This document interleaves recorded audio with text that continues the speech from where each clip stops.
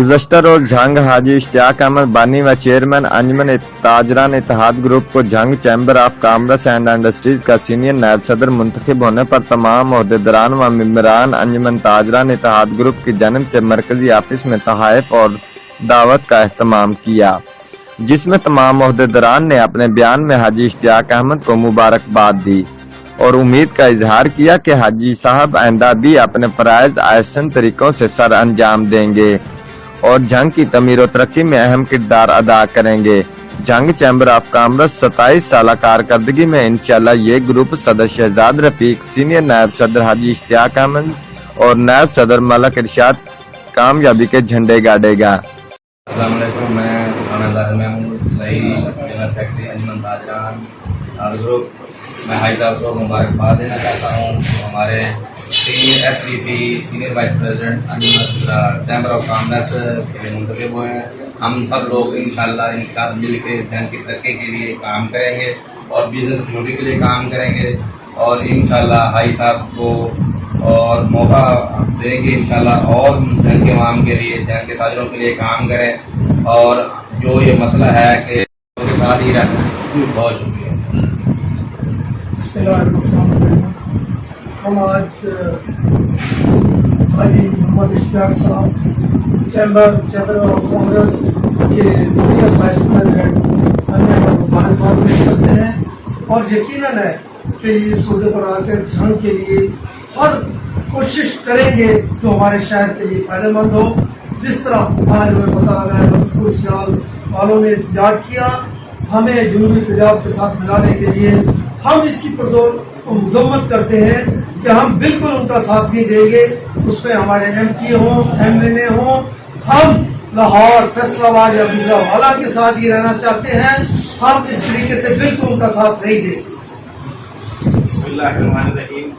میں سید Shahbaz general secretary انجمن تاجران اتحاد group city Jhang کی طرف سے مخاطب ہوں۔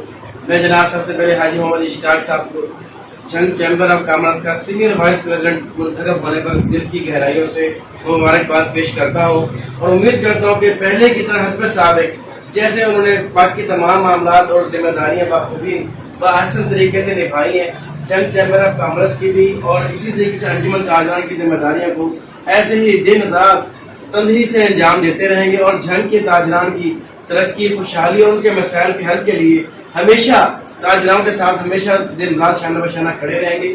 اور ساتھ ساتھ یہاں پر میں پرزور مذمت کرتا ہوں اس بات کی کہ جھنگ کو، ضلع جھنگ کو یہ لوگ جنوبی پنجاب کے ساتھ اٹیچ کرنا چاہ رہے ہیں۔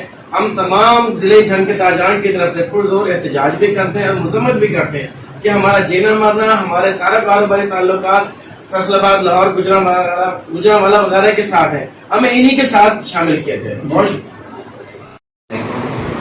محمد عثمان بیگ آپ سے مخاطب ہوں، انجمن تاجران اتحاد گروپ کا سٹی چیرمین۔ میں حاجی اشتیاق صاحب ہمارے انجمن تاجران اتحاد گروپ کے بانی بھی ہیں اور میں حاجی اشتیاق صاحب کو بہت بہت مبارکباد پیش کرتا ہوں چیمبر آف کامرس کے وائس پریزیڈنٹ بننے پر۔ اتحاد گروپ کے مرکزی آفس میں جہاں پہ حاجی اشتیاق صاحب جو کہ چیمبر آف کامرس کے وائس پریزیڈنٹ منتخب ہوئے ہیں، ان کے اعزاز میں دیے گئی اس میٹنگ میں عشائیے میں وہ سب دور شامل ہیں۔ ہم حاجی صاحب سے جاننا چاہتے ہیں کہ انہوں نے اس عہدے کو کس طریقے سے اپنایا اور اس آئندہ ان کا لاہ عمل کیا ہو۔ جی بسم اللہ الرحمن الرحیم۔